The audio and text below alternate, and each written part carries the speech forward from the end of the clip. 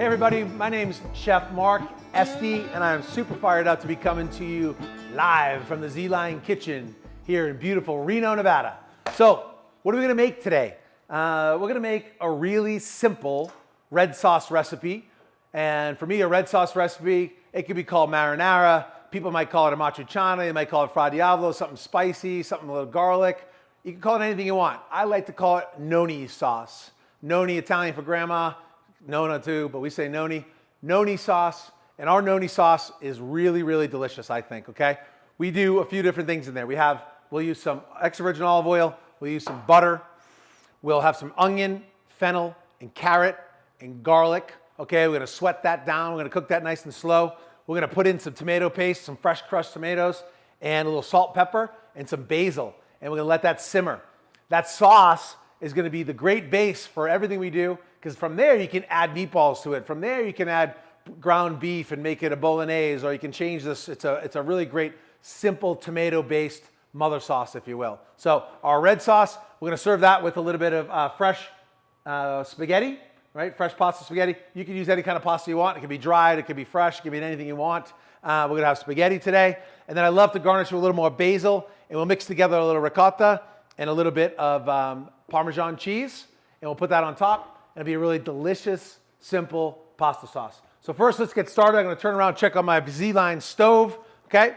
I have my pasta water boiling right now. I'm gonna salt that so we can continue to kind of keep this recipe rolling along. Excuse my back. I like to make this taste like the ocean, okay? Kosher salt into the water. Oh, it's a lot of salt, Mark. Don't worry about the amount of salt that I just put in there, because all you're doing is just using it to season the pasta, really, okay? So pasta water is seasoned. I have a pan heating up right here, okay? Let's get the vegetables ready.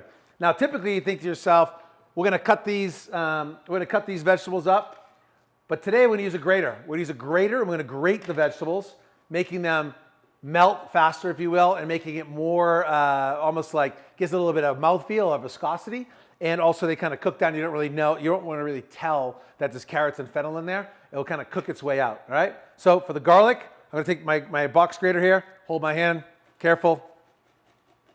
Garlic goes in, okay? Really simple.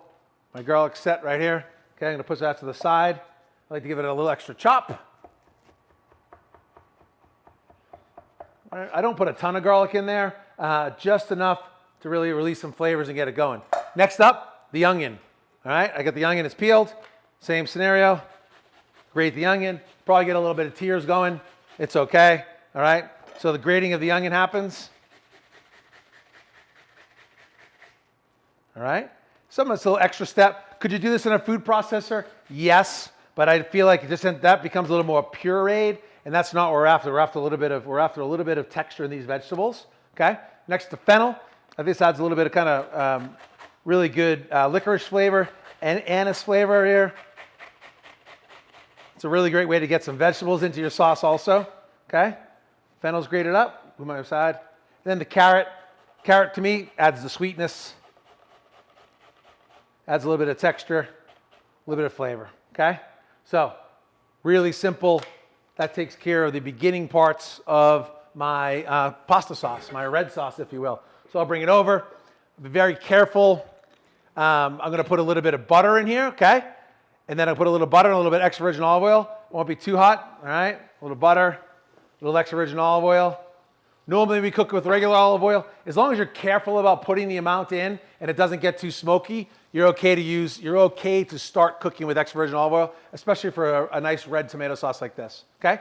I'm gonna put my garlic and onions in first, all right? Return that to the stove. And kind of sweat that down, all right? So the sweating is a little bit different. Sweating is a little bit different than sauteing, okay? So I'm really not trying to add any color here.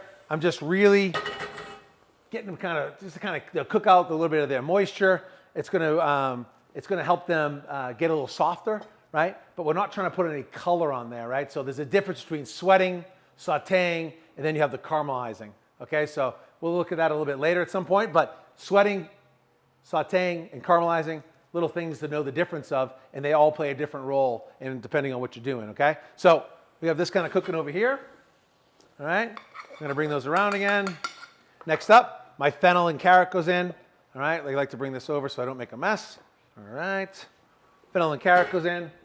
Now, sometimes you say, do you add wine, red wine or white wine? I'm not a fan of having to add that into this dish right now, right? If I want to add wine, I can add it a little bit later. Some people really love to cook with wine. I think a sauce like this, especially because in my family, we feed it to the kids a lot. You don't need to put red or white wine in, even though some people say, oh, you cook it out. That's all true.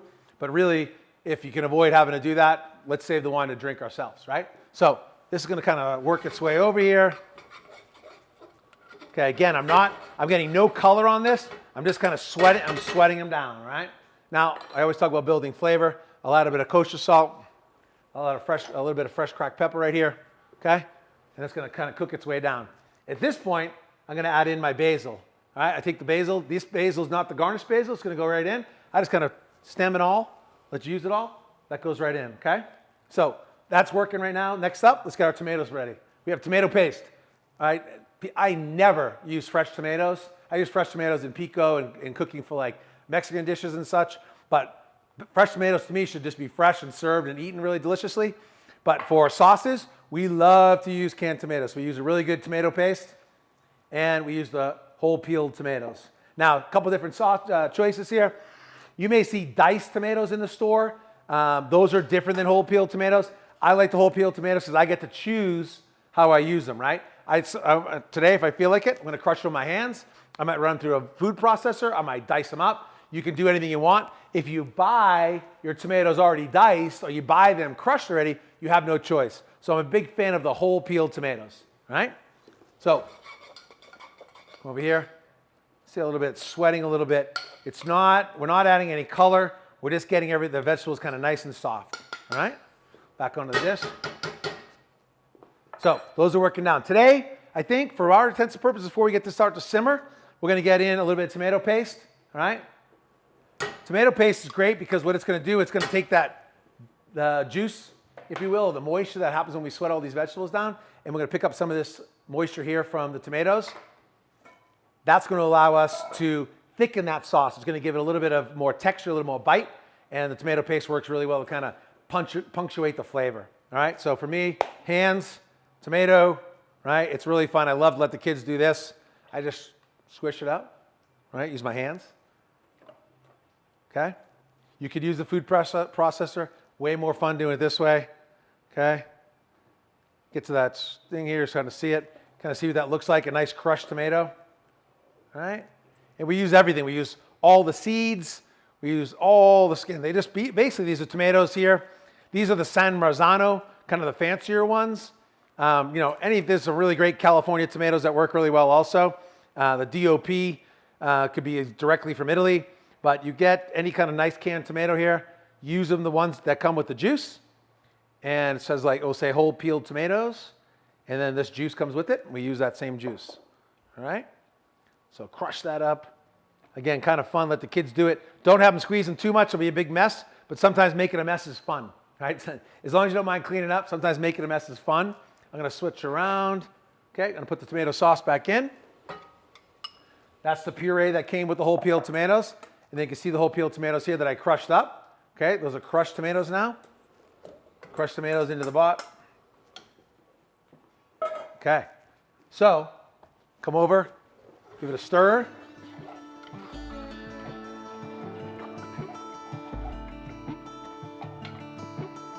All right, so now it begins. This is going to simmer for about 30 to 35 minutes, and we can revisit it from there, and we'll get ready to finish and make the finished dish for you. And we're back. Okay, here we are. My pasta water, it's been salted. It's rolling in a boil right now, okay? My noni sauce, my simple basic red sauce has cooked down. You'll have a choice at home. Do you want to puree it or do you want to leave it chunky like this? I'm going to leave it a little chunky like this. I like this kind of texture. And then eventually you may say your kids may or may not want that and they may want to have your puree. You may not like that texture, but we're going to leave that texture on here for now, okay? So I'm going to turn around. I have some fresh pasta right here. We make this at Liberty Food and Wine Exchange, okay? Basically semolina flour and water, okay? Semolina flour and water, that's what it is, right? Delicious and easy. I bring it over here right into the water. Okay, I have my tongs right here. I'm gonna switch out my pan, okay? My pasta sauce is done. That's gonna be sitting right here, okay? I have my saute pan next over here. I come over and I'm gonna make this, basically gonna make the garnish, if you will, for the pasta sauce. I have some ricotta cheese. I put a little bit of Parmesan cheese, a little pepper, a tiny bit of salt, only because the Parmesan has a fair amount of salt in it already, okay? I'm mixing that together. That's gonna be my topping, all right, for the top of the pasta dish. Really delicious. In the past, if we were doing something a little more fancy, we might put some truffle puree in there. You can add different herbs in there if you wanted to. You can add different cheeses in there. But it's a really nice sauce. It kind of mixes in. You'll see what it does. It kind of picks up that flavor, helps the pasta come together. And the ricotta, if it was just ricotta, maybe not that flavorful. You know, ricotta is the famous cheese that usually isn't always in lasagna. You put a little of the Parmesan cheese in there. It helps give it a little body, tightens it up a little bit, okay? So there's so many cheese options. We could do a whole entire show on cheeses, and maybe we will. Maybe we'll do a whole entire show on what the cheeses look like. All right, so over here, I have my pasta coming up. Okay, fresh pasta cooks in a rolling boiling water. You know, cooks probably about 3 minutes on this spaghetti, all right? I don't really, one of the things, a couple secrets on pasta cooking is don't have, you know, if I put 5 pounds of pasta in that water right there, it'll be all gooed up and would not be tasting really well. You want a little bit of pasta in the rolling, salted, boiling water, which we have going right here, okay? That's really important. This pasta water, I'm gonna show you how we use that in the dish itself also, all right? I have my pan getting hot right here. I'm just gonna kind of move these burners around just to make our life a little bit easier. I'm gonna slide this to the back, okay? And up front, at home, okay, I have my pasta, my saute pan. Over here is my hot sauce. If I made the sauce earlier, it's totally fine. But for now, I'm gonna be able to put the sauce right in, okay? The sauce goes into the pot. We like to get that warm. If the sauce was cold, that's 100% okay. This is when you would warm it up at home, all right? So, you know, sometimes you can make this pasta sauce, you know, you can make the pasta sauce on a Sunday, and you can enjoy this on a Wednesday if you wanted to. You don't have to do everything all in menu, okay? Back here now, so my sauce comes in. That's what the sauce kind of looks like, all right? So the sauce, really, you can see the color, you can see the shredded vegetables in there. Now let's add the pasta. All right, I drain the pasta like this right here, really simple, all right? I'm gonna be able to tell when this is cooked just by looking at it and having the time on it, all right? But if you wanna just do a little taste test, you know, there's none of this, you know, people just say throw it against the wall. We don't do that, just a little taste test. I leave the pasta a little al dente. What does al dente mean, Mark? Al dente means something when we want a little toothsome. You want it to be bite, you know, a little bite when you chew into it. So you have a little, it gives your mouth a little give back, okay? So you don't want it to bite and smush. You want it to have a little bit of al dente. Also, we say toothsome. And why is that? Because we're gonna finish cooking that pasta in the pan with the sauce, okay? So we don't wanna, I put a little bit to start, I come back over here, I'm gonna add a little more sauce to it, all right?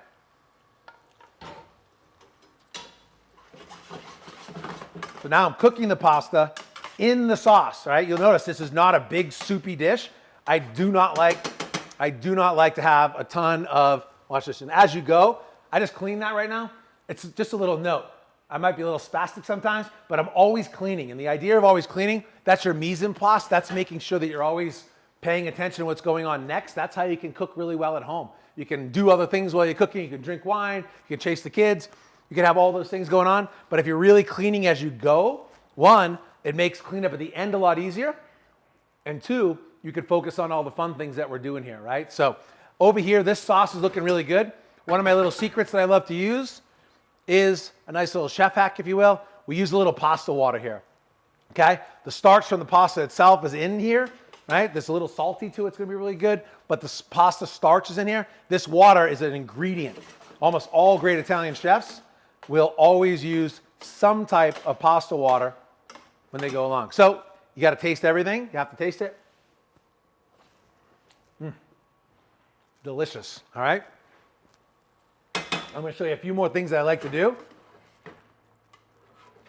All right, I'm gonna add a little more water here. I'm gonna add a little more pasta water because to finish this off, okay, I'm gonna bring this right over here so you can see this for us. So this is your saute pan at home, right? You think, okay, cool, I can just serve this up to the family. Don't do that yet. This is a little bit of a really good trick, okay? I love to put a little bit of cheese in here, okay? I put a little bit of extra virgin olive oil in here.